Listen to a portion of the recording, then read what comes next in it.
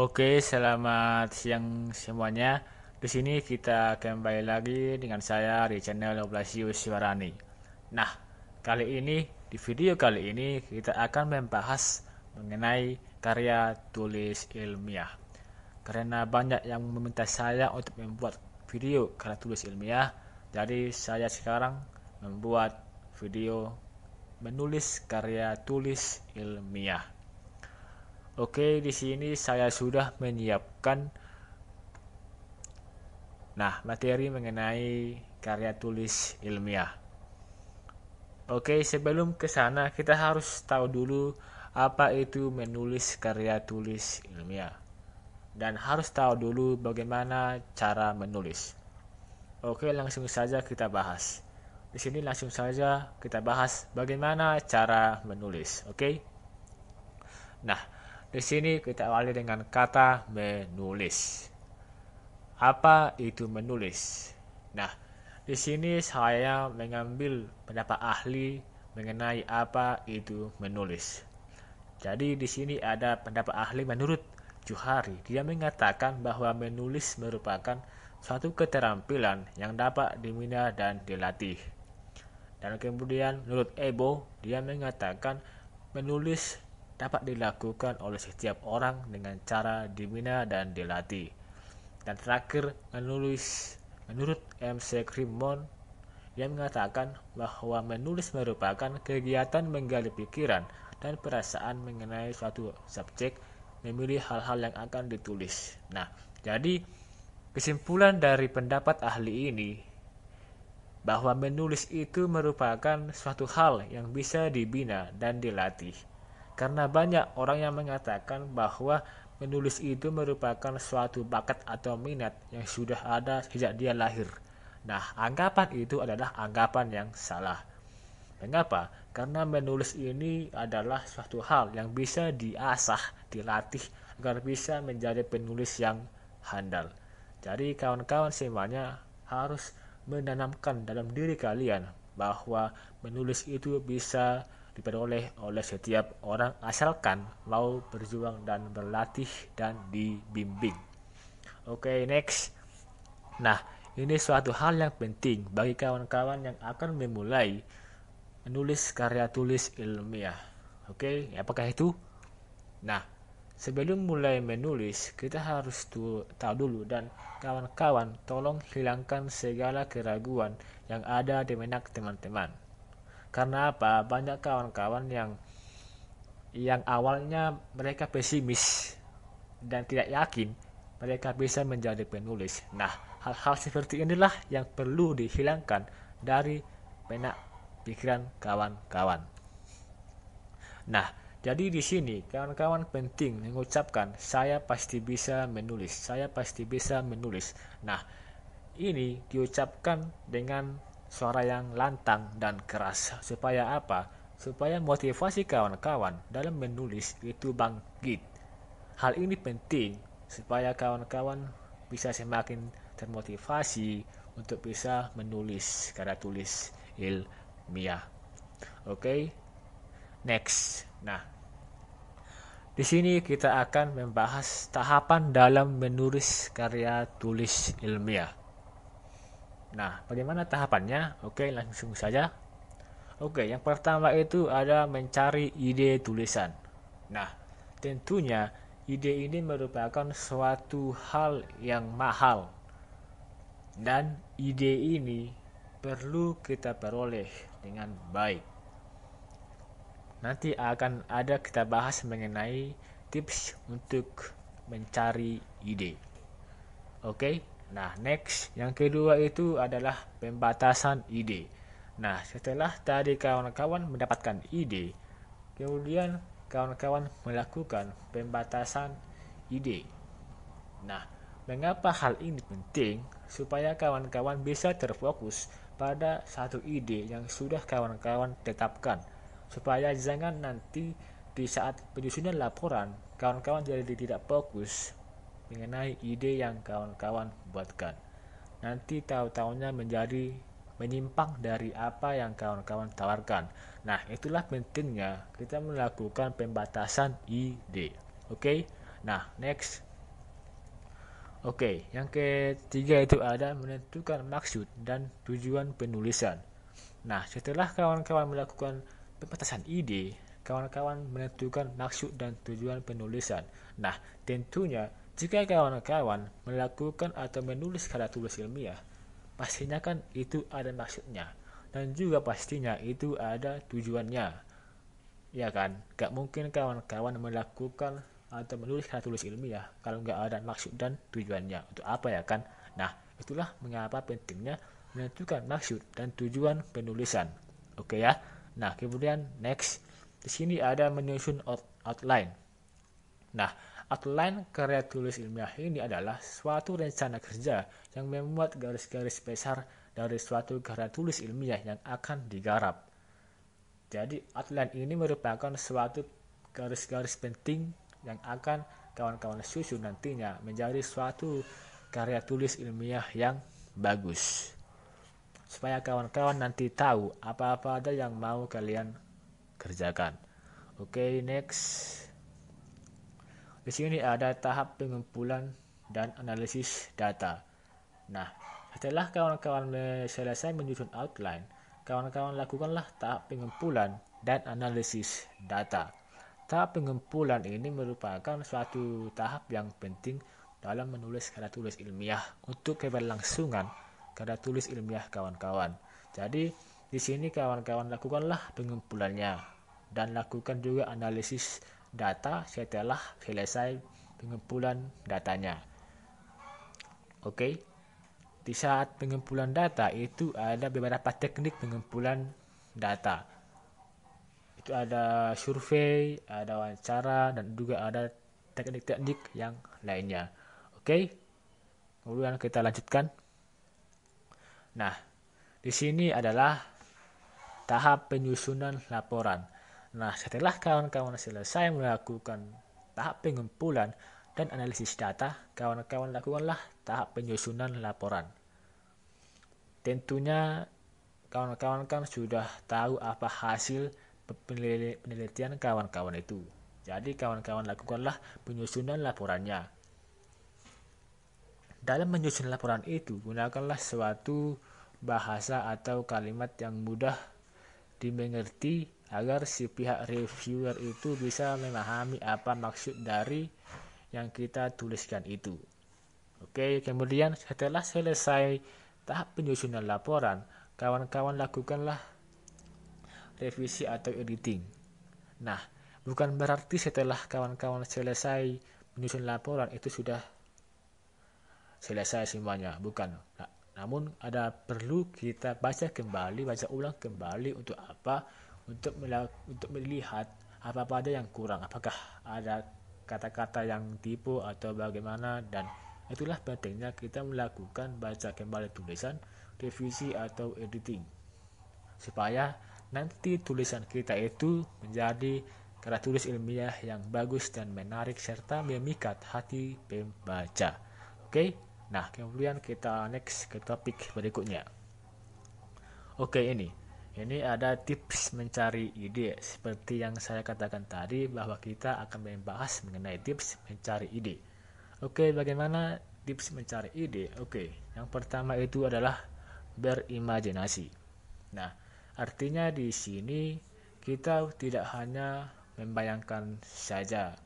Imajinasi bukan hanya sekedar imajinasi yang sering kita lakukan tiap hari. Pastinya kita pernah menghayal. Nah, itulah bagian dari imajinasi. Namun di sini berimajinasi artinya kawan-kawan bisa membayangkan apa yang mau dibuat atau dikembangkan. Dan tentunya di sini kawan-kawan harus terfokus pada topik atau apa tema yang diangkat dalam lomba karya tulis ilmiah tersebut. Kawan-kawan bisa berimajinasi apa yang mau dibuat, apa yang mau dikembangkan pada suatu bidang tertentu. Oke. Kemudian yang kedua ini adalah perhatikan sekitar. Nah, di sini kawan-kawan perhatikanlah sekitar kawan-kawan, di mana kita harus membuka mata kita terhadap keadaan sekitar. Kawan-kawan bisa lihat bagaimana keadaan sosial sekitar, ekonomi, teknologi, dan bidang lainnya yang perlu dikembangkan atau dibuat suatu inovasi yang baru yang belum ada di lingkungan kawan-kawan. Oke, nah setelah kawan-kawan memperhatikan sekitar, mulai mengamati.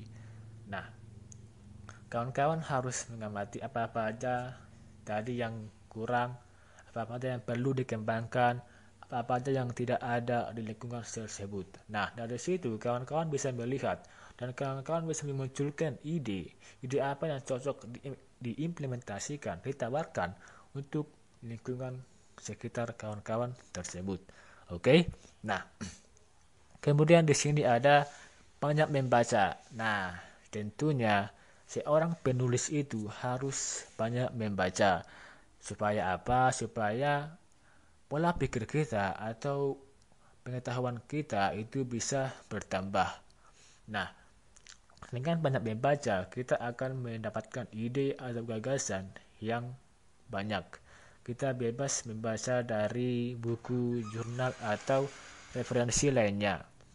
Oke, nah kemudian itu ada berkomunikasi dan bersosialisasi. Nah, kita juga perlu melakukan komunikasi dan sosialisasi kepada orang-orang yang sudah mumpuni di bagian karya tulis. Nah, dengan melakukan kontak komunikasi dan sosial, maka pola pikir kita akan bisa berubah atau kita bisa mendapatkan ide, masukan, saran dari kawan tersebut. Nah, dari situ nantinya idenya akan muncul. Jangan segan-segan untuk bertanya kepada orang-orang yang sudah paham di dunia karya tulis ilmiah. Oke? Nah, next ke topik berikutnya. Oke, di sini ada bagaimana cara menjadikan ide menjadi tulisan. Oke, langsung saja. Ya, yang pertama ini adalah tuliskan ide dan visikan ide mana yang mau diangkat. Oke, seperti yang tadi, kawan-kawan jika sudah mendapatkan ide, langsung dituliskan. Jangan tunggu lama-lama, langsung dituliskan. Supaya apa? Supaya ide tersebut tidak lupa dari ingatan kawan-kawan. Nah, jika kawan-kawan ada mendapatkan lebih dari satu ide, jadi kawan-kawan harus fikskan dulu ide mana yang mau diangkat supaya bisa terfokus pada satu ide. Dan kemudian itu ada tuliskan kata kunci pada ide tersebut dan kembangkan ide tersebut. Nah, setelah tadi kawan-kawan mendapatkan ide tersebut, kawan-kawan lakukanlah menuliskan kata kuncinya. Contohnya jika kawan-kawan membuat judul mengenai ekonomi, jadi kawan-kawan tuliskanlah kata kuncinya itu seperti misalnya ada kata kunci ekonomi, UMKM, pertumbuhan ekonomi. Nah, itulah mengenai kata kunci. Mengapa kata kunci ini penting? Supaya kawan-kawan juga nanti tahu apa-apa ada yang akan kawan-kawan cari nantinya. Dan setelah itu, ide tersebut kawan-kawan kembangkan untuk menjadi ide yang bagus.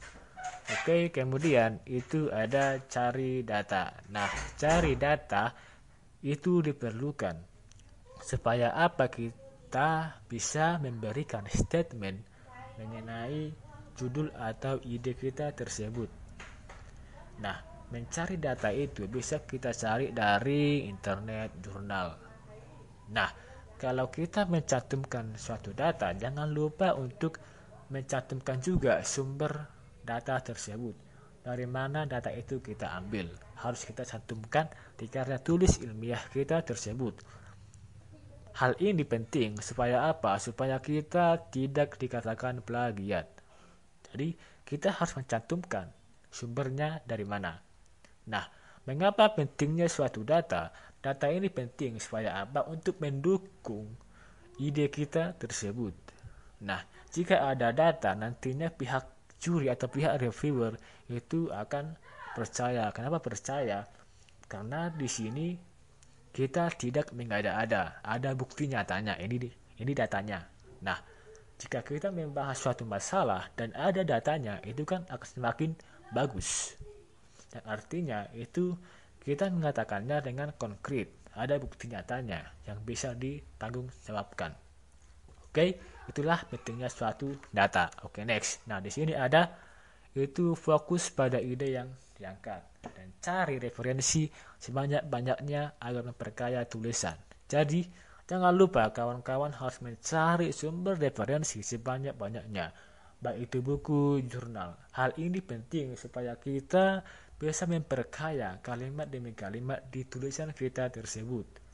Nah, dengan banyaknya sumber referensi, kita akan menghasilkan suatu tulisan yang menarik.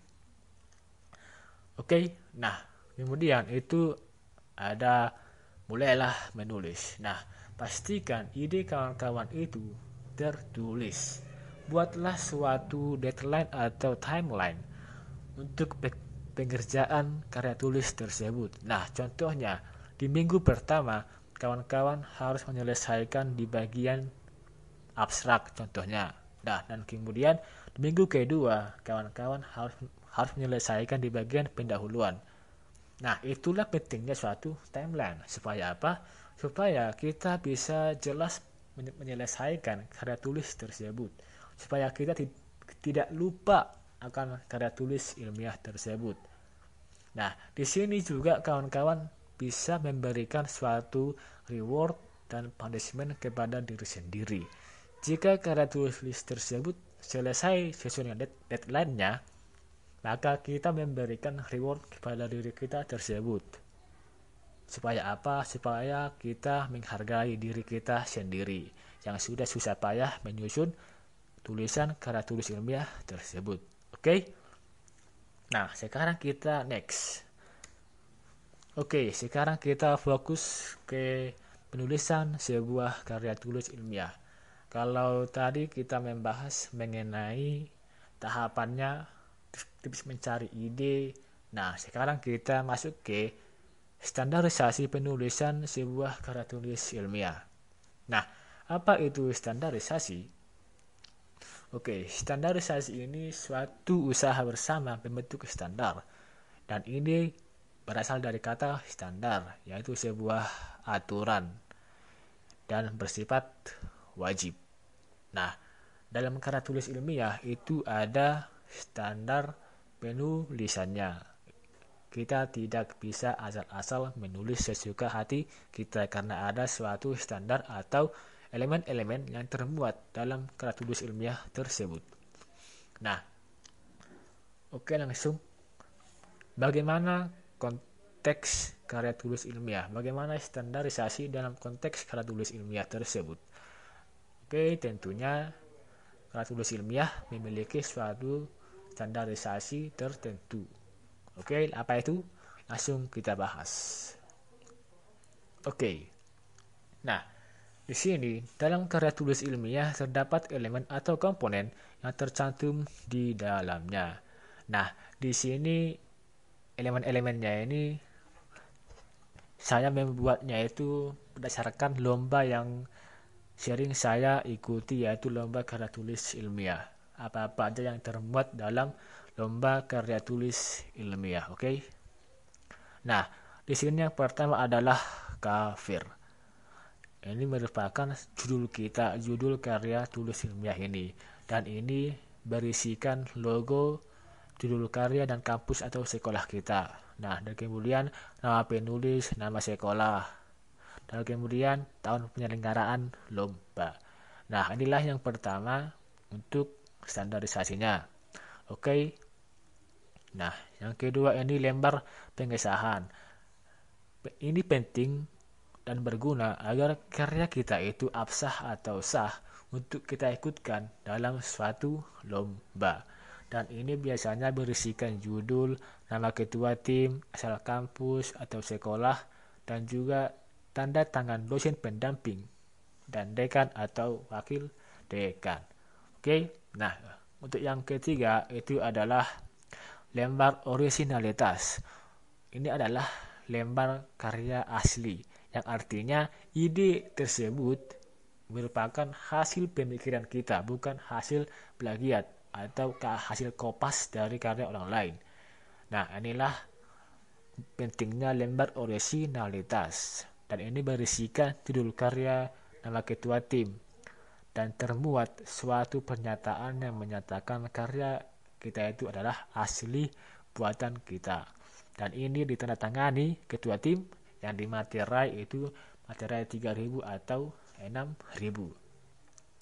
Oke, next. Nah, di sini juga ada kata pengantar. Nah, ini saya rasa kawan-kawan sudah tahu apa itu kata pengantar ya.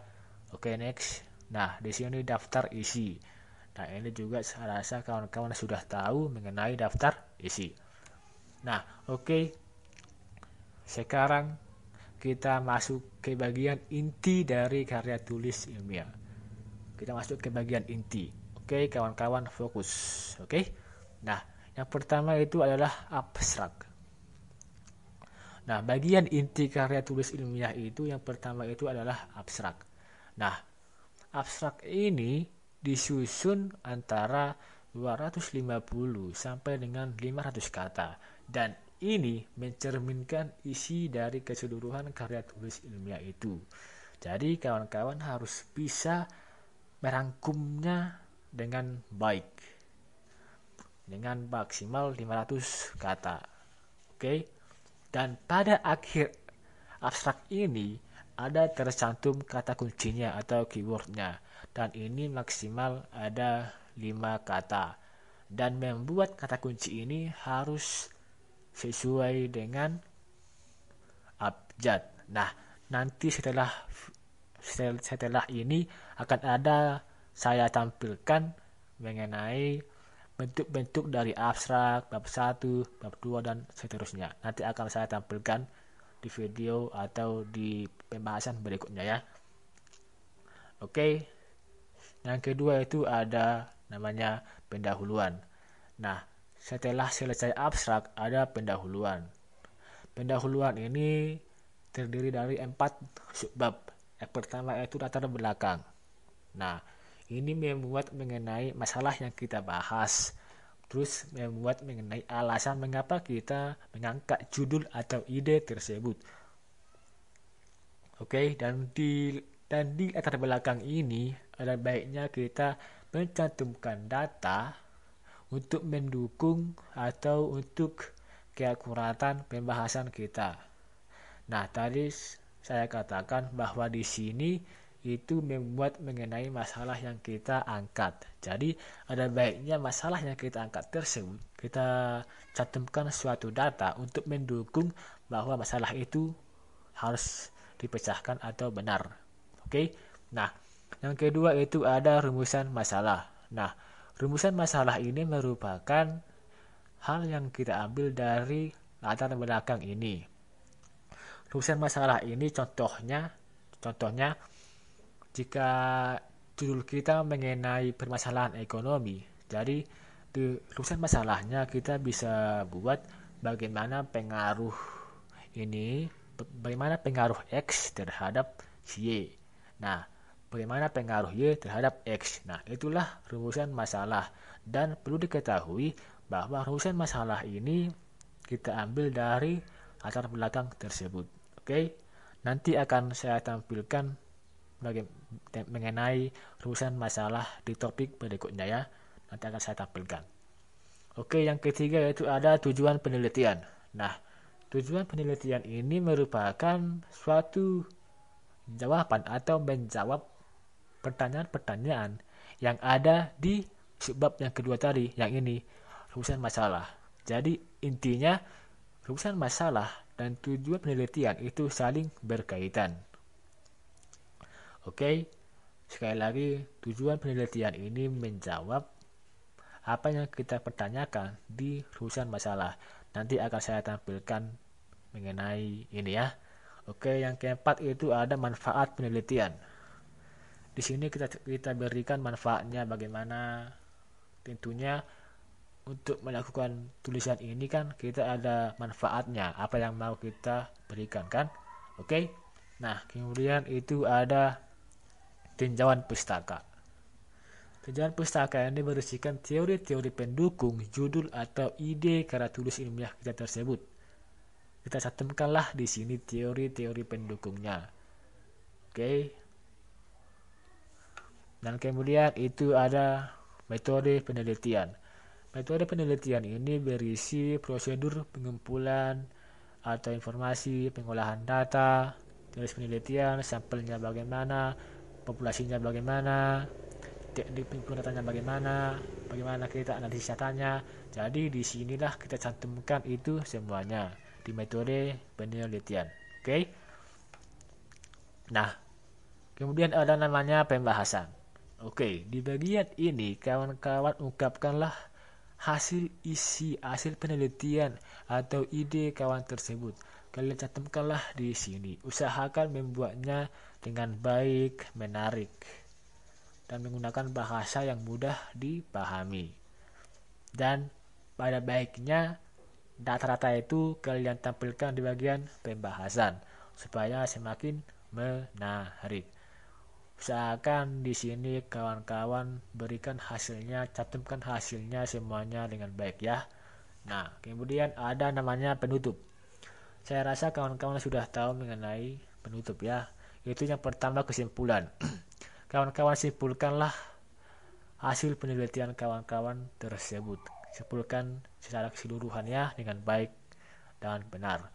Kemudian saran. Kawan-kawan berikanlah saran terhadap penelitian atau ide yang sudah kawan-kawan tawarkan tersebut. Oke. Nah, kemudian ada itu daftar pustaka. Daftar pustaka ini memuat mengenai sumber-sumber pustaka yang kita ambil tadinya. Kalian kawan-kawan tampilkanlah di daftar pustaka ini. Nah, siap itu ada lampiran. Apa sih itu lampiran? Lampiran ini berisikan hal-hal yang tidak bisa dicantumkan di bagian terdahulu atau di bagian bab 1, bab 2, atau bab 4. Kenapa? Karena biasanya dalam mengikuti lomba karya tulis ilmiah itu ada jumlah maksimal halamannya. Itu biasanya maksimal 20 halaman. Jadi artinya jika ada suatu data yang tidak bisa kita cantumkan di bagian terdahulu itu, nah kita bisa mencantumkannya di bagian lampiran. Itulah pentingnya lampiran itu.